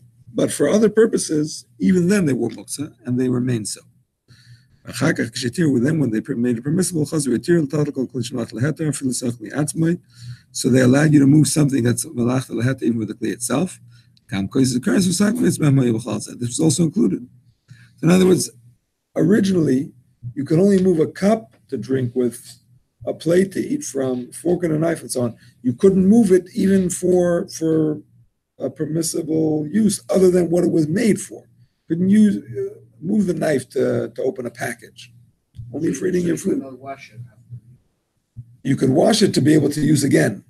That's also for its use, but not for other purposes. So moving it for no purpose that's another purpose that was not included in the original heter, and it was never made permissible by a subsequent rabbinic rule. So therefore, it remains awesome. So a fork is usher unless you're using it for a meal or getting it ready for a meal. Well, no. Nowadays, a fork is not muktzah. You can move it not just for the meal. You can move it also if you want to, I don't know, get something from on top of the cupboard and you can't reach it. You could use the fork to reach it. You know what I'm saying? Or if you need the place. If you need the place or whatever. Or even if it's in the sun or it's going to get stolen, you can move it out of the way so it shouldn't get stolen. But you can't move it for no purpose whatsoever. You cannot move it for no, or that's like to play around with it or something like that. Exactly. That's wow. Yes, this is a big one. On the table set, Yeah. Knives, forks, spoons, but you don't have to use all those things. Let's say you never use a spoon. At the end of the meal, you want to take the clear off the table. Is there any problem with moving the spoons? No problem. There you need the space because you want to use the table for tomorrow. So what? It doesn't have to be for immediate use. You're going to need the space tomorrow. You don't have to wait till tomorrow. You're talking about Friday night versus Shabbos? Yeah.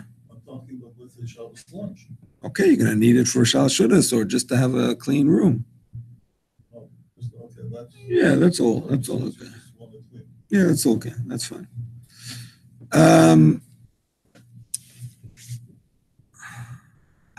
Truth is, I don't know. If it would be a kli shemalachta le'isser, I don't know if you can move it to have a clean room. You know what I'm saying? If it's a pair of scissors, I don't know if you can move it to have a clean room. If you have no purpose to use that spot. Cutlery. Sorry? Normal cutlery or. Yeah, that's what I'm saying. This is not a kli shemalachta le'isser. It's a kli shemalachta le'heter. You can't move it for no reason, but that's a reason. You know what I'm saying? Even if it's not a tzarech mekoyme per se, you don't need that space exactly to do something. It just bothers you. So you have a purpose. It's not a useless move. How about if you thought you were going to use it, when the guest doesn't show up, so you did designate it beforehand, so to speak, but then you don't end up using it. It's not like its status is going to change. No, but I'm saying if you need that spot, if you just want a space on the table for other things, you can move it out of the way.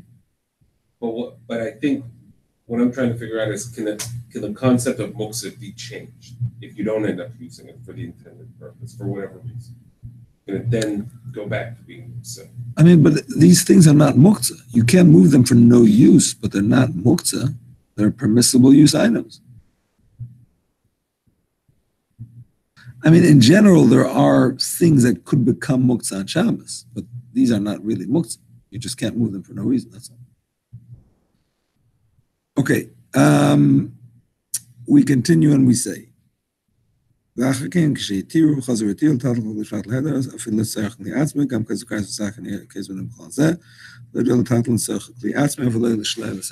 never permitted it for moving it for the kli itself. We call makam, my friends. Nevertheless, here's a chiddush.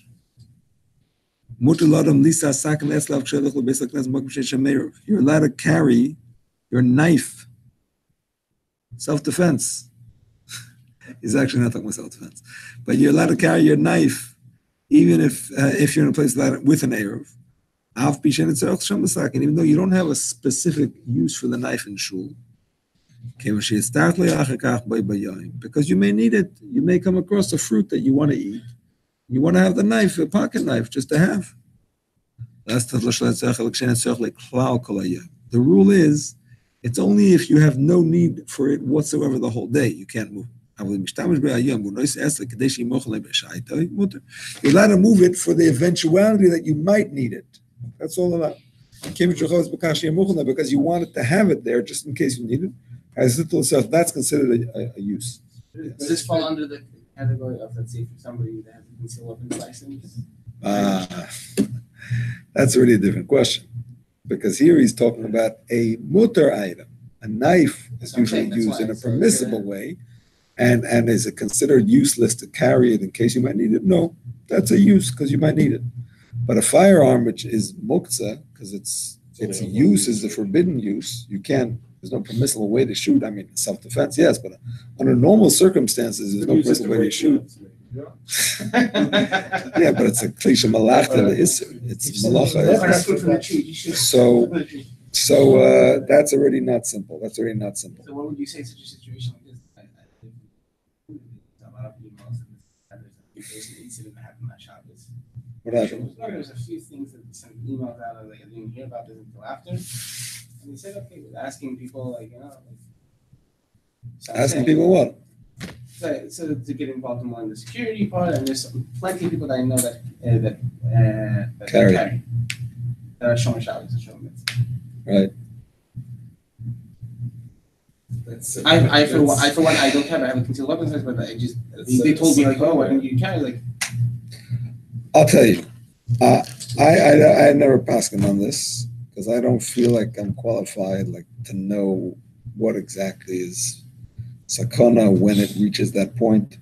There's no question that if it's a sakana or a suffix sakana, you're allowed. You know what I'm saying? If it's to protect human life, Jewish life, there's no question you're allowed. When does it reach that point? I don't know. I'll leave that for the big rabbanim. If they say so, then yeah, bakasha. We've been told that the people who carry weapons in Eretz Israel, they only are allowed to carry them if they will use them if they need to. In other words, if you keep it on you and you never plan to use it. Then why you Right. you're wasting your time. That's what you- Even during the week, what are you wasting your time for? Well, soldiers in general have to carry their firearm all the time. Right. Doesn't matter if it's a little pea shooter or one of those big things that they Yeah. chuck around in Shabbos. That's true. That's true. But the reason they carry it is because they may have to use it. Exactly. They have to be willing to use it. It's not Yeah. just that they may have to. They better be willing. They better be willing. That's part of being in the service. Also, Yeah. I want to give to ask, are you going to visit if you have to? Yeah. For sure. That's what he's saying. Tefillin. Ein dinon kesifri HaKodesh. Tefillin are not considered like Sforim. V'lefilu kli shem lach leter, nor are they considered like a kli shem lach leter. Why? You cannot carry them. You cannot wear them. In Siman 303, it says you're not allowed to wear something in the house that you are not allowed to wear out of the house because you may forget and walk out with it. Even though some say that you're allowed to wear things in the house that you're not allowed to wear outside, still tefillin are not considered a permissible use item. Why? The main purpose of wearing tefillin is for a mitzvah. With Shabbos also, in Siman we see that you're not allowed to wear tefillin on Shabbos for a mitzvah because that is a disgrace to the Shabbos. The Shabbos is a sign, tefillin is a sign. And to wear the tefillin on Shabbos is to say that the sign of Shabbos is not good enough for me. So therefore you're not allowed to. And therefore you cannot move them even for themselves. As I was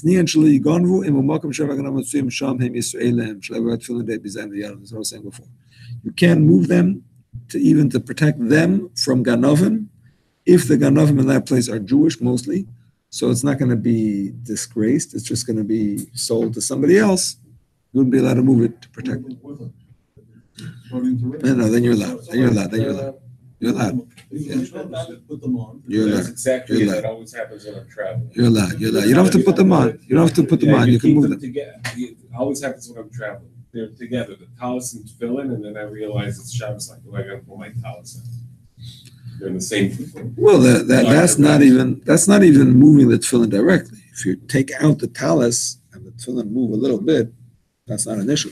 But even if they're in the way and you have to lift them up, that's the tzorach makom. You're allowed to move a klisha malach l'isur tzorach makom for its place. That's what you always happens. זה לא כבוד לשים תפילין על ציצית ועל ציצית separate. No, My ציצית and תפילין never together. All the time, right, left. לא שמעתי. No? Yeah. אבל לצורך גופן, but for their What use. about this, Rabbi? You take the תפילין של Rosh before the Yad. It's okay? You have to take first the tefillin shel yad. For tefillin shel yad, yeah. This is something with the talit. Just take the talis first. Yes. So So? if the tefillin are on the top of the So talit, put the talis on top. מה הבעיה? that's why I'm putting it right and left. So I don't need Okay. to be. זה גם טוב. So, you mentioned before, Enes is that you're not allowed to carry outside, to move, you shouldn't wear it. Like the tefillin. Machlokes, but yeah. So, I mentioned before about the watch. Even so, we define between a woman watch and a man watch. So you shouldn't wear it in the house. Somehow you're going to work out. What's your question? It's going to be the same thing. Or because some allowed to wear watch and talis. Your question is, are you allowed to wear it indoors because you may forget and wear it outdoors? Is that your question? Yes. Based on what we just said about the tefillin.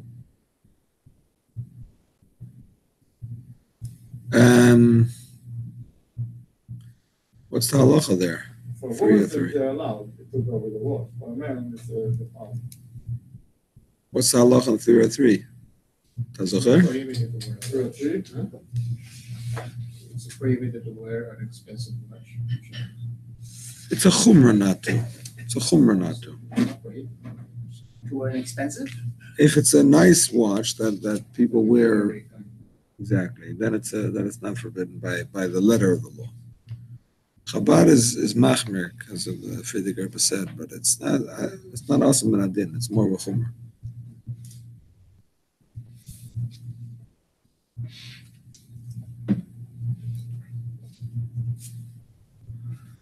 Okay, let's finish this. If I will tzarech gufon, but for the tzarech gufon, going azikin, for example, that to protect yourself from demons. It says in the Gemara that if you keep tefillin in your hands, not even wearing them, just holding them, is a protection from demons. It's a segula. Or if they're in the way, mutter l'taltala. You're allowed to move them. Like a kli shemach leser. Because they do have the din of a kli, because you wear them. If you were to wear them on Shabbos in the public domain, you're not chayev because you're not carrying them, you're still wearing them. They're considered like an object that is worn. So they have a din of a keli. It's not like a muktzah gomer, like a stone. It has a din of a keli. So you can move it for its place or for permissible use, like for demon protection. Like is explained in Siman Shin Aleph. Yeah, same thing.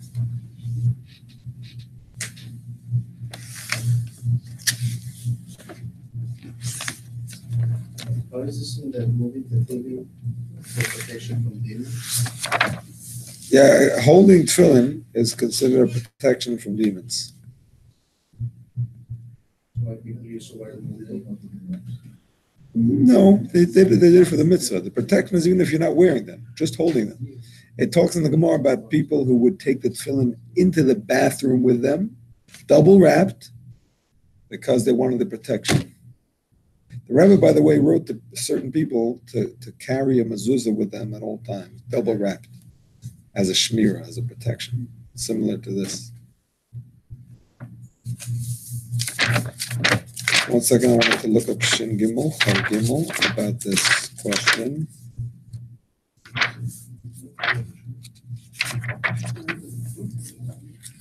Tomorrow night, yes, my friends. What's the story? I can do a class. Because it's a fast. It is a fast. Fast ends at like Fast ends at 6. So I'm okay for a class. Yeah? Okay. Yeah, I'll probably get here maybe about 15 minutes late because I have to be in shul. But Okay. I'm okay with the class. No problem. Tefillin on Yom have the same status. Yeah, same. Yeah.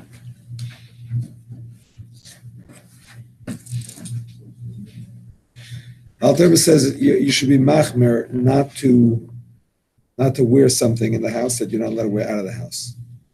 But I don't know if that applies to watches, which out of the house is only a chumrah, especially if you have an eruv. So that's another thing. It's only a chumrah not to use the eruv. I don't know. I'm not sure. Okay, I'm going to answer David's question, but you guys don't have to wait. It's a different topic. You can go. So David asked about working. Do you have a menu or no? No, just an answer to Joseph's question. A mezuzah is, a kameya is not muktzah at all. But a mezuzah is not muktzah either. But tefillin are muktzah because their main use is a forbidden use. That is to wear it for a mitzvah. But the tefillin can be used in a permissible way, and you can carry it for shmir, but it still is a kli shemach leser. Okay. David was asking about being involved in selling properties that have Jewish people that are involved in that project. So here's the thing. As far as the fact that Jews may be involved in the project, I don't believe you have to refrain because of that possibility.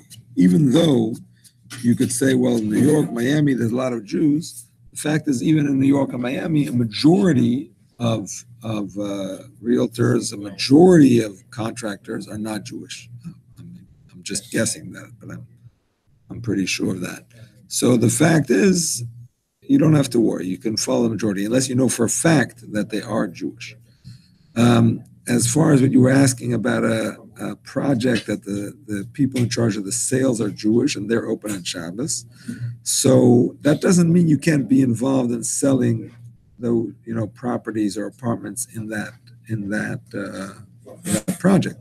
It just means you should not do anything that might cause the Jews to work on Shabbos. That means if you are doing a sale on Friday and they may work on it on Shabbos, then you shouldn't do it. But if you're doing it on Sunday, on the beginning of the week, and there's no reason to believe that this will cause them to work on Shabbos, then I would say it's okay. Not sure if I answered your questions sufficiently, but that's what I would say. All the best. I did already, but if anybody didn't do Kiddush Levana, now's your chance. Very good. Quick question. Yes, 1 second, David. Okay, it's explained. Okay, very good. Yes, sorry.